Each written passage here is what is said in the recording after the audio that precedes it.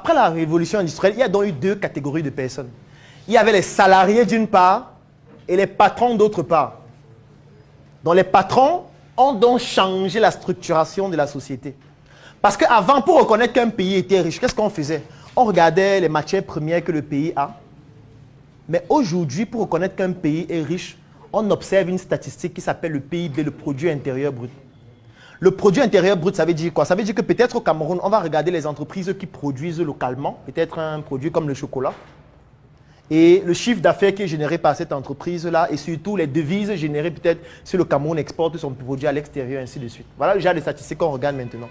Ça veut dire que c'est un nouveau système qui a été créé grâce à la révolution industrielle et qui a développé un capitalisme où il y a maintenant une petite catégorie de personnes qu'on appelle une oligarchie, qui détiennent des usines et des entreprises et qui emploient des ouvriers qui travaillent dans ces entreprises-là. Et c'est eux qui captent la plus grande valeur.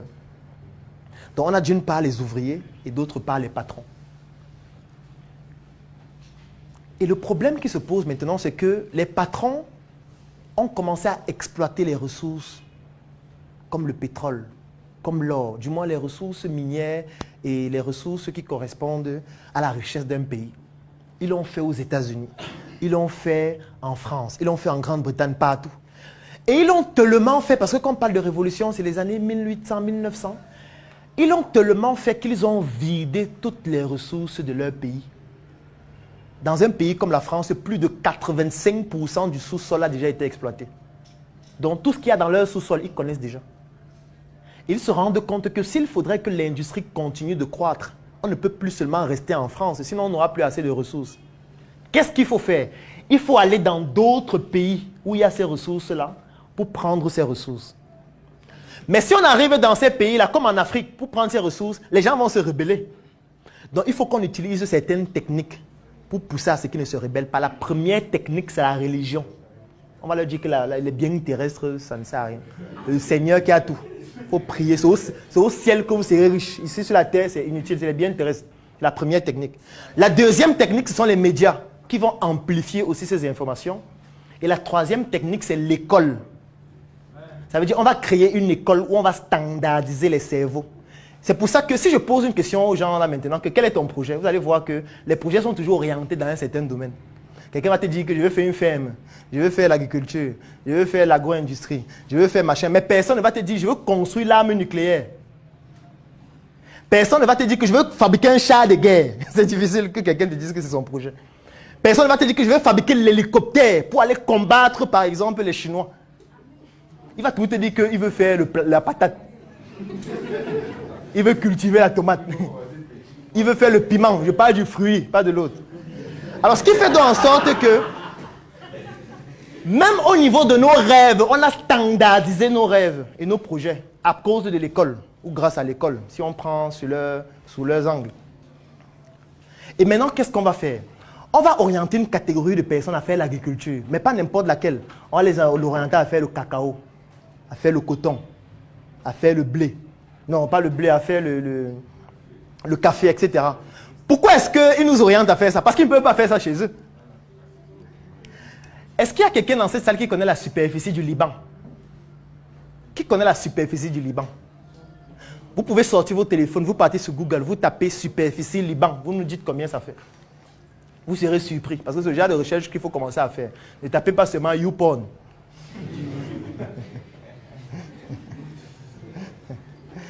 Superficie Liban, pardon?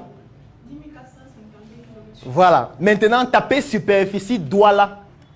Vous avez dit 10 000 combien? 452. Donc, disons même 11 000 kilomètres carrés, n'est-ce pas? Tapez superficie Douala. C'est combien? Vous voyez la différence entre la superficie du Liban et la superficie de Douala seulement? Ça veut dire que Douala est 20 fois plus grand que le Liban. Le Liban, c'est un pays, ce n'est pas un quartier. Sauf que quand on se retrouve au Cameroun, il y a plusieurs secteurs d'activité qui sont contrôlés par les Libanais, comme l'eau, qui est contrôlée par les Libanais, parce que Supermont sont les Libanais. Comme les produits cosmétiques, ils ont 30% du marché des produits cosmétiques, ici au Cameroun. Un pays qui fait 11 000 km², c'est-à-dire 20 fois moins que Douala. C'est donc ça qu'il s'agit. Je ne veux même pas parler des autres domaines. Mais, c'est 11 000 km², non? Est-ce qu'on peut cultiver le cacao là-bas? C'est que les gens vont vivre où? Si on fait le cacao, c'est qu'il n'y aura plus l'espace pour que les gens vivent. Donc la meilleure technique, c'est de faire quoi? C'est de venir au Cameroun, de former les Camerounais pour que les Camerounais aillent se lancer dans le cacao, parce qu'ils ont 475 000 km². Et nous, on vient seulement, on achète leur cacao à un prix qu'on a fixé nous-mêmes. On va fabriquer un chocolat avec dans notre pays pour enrichir notre pays. Et puis on prend ce chocolat, on revient leur vendre ça. Et on gagne plus d'argent. C'est plus intéressant. Donc, pour que le système là continue de perdurer, il faut qu'on continue de leur apprendre à l'école que l'agriculture c'est bien. Il faut qu'ils aillent cultiver le cacao, aller cultiver le café, aller cultiver le coton, aller faire le marketing pour nous aider à vendre nos produits, aller faire la comptabilité pour nous aider à bien gérer notre argent. C'est donc de ça qu'il s'agit. Donc, les industriels conçoivent des programmes pour nous orienter à faire des disciplines qui vont les aider, eux, à être plus riches. C'est pour ça que quand quelqu'un fait la comptabilité, en général, et qu'il vient dans un entretien, on lui demande toujours, est-ce que tu connais Sage Sari? Est-ce que tu connais exploiter le logiciel Sage Sari? N'est-ce pas? Est-ce qu'on peut faire la comptabilité, ça apprend un Sage Sari? Et quel est le comptable dans la salle? Sage Sari, tu connais? Forcément. Sage Sari. Oui, oui, tu voulais dire quelque chose? Moi, je n'ai pas été formé sur Sage Sari. Tu as été formé sur quoi? Océan Oui. D'accord. Dans quelle école? Voilà, c'est pour ça que tu as appris de là-bas. Voilà. Et puis, le logiciel M3. D'accord. Vous comprenez la différence, non? C'est parce qu'il est autodidacte.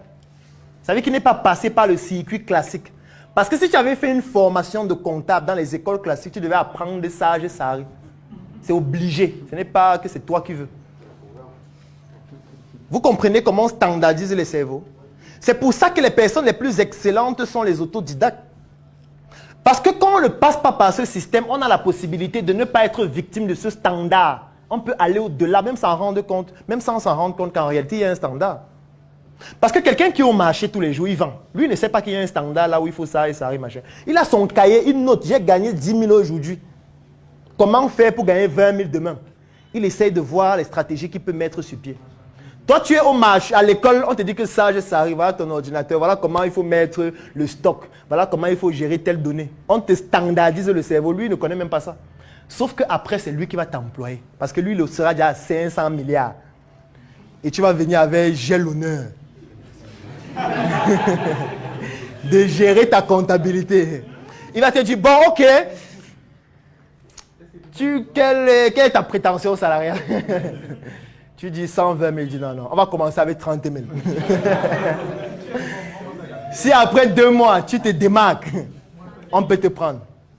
Tu te rappelles que tu as déjà fait les entretiens comme ça au moins dans 30 entreprises. On t'a même pu rappeler. Voilà au moins le premier qui dit qu'il va te donner 30 000 le premier mois. Tu valides. Et tu oublies tes années à l'école, tu oublies ça, parce que tu veux au moins sortir de la maison.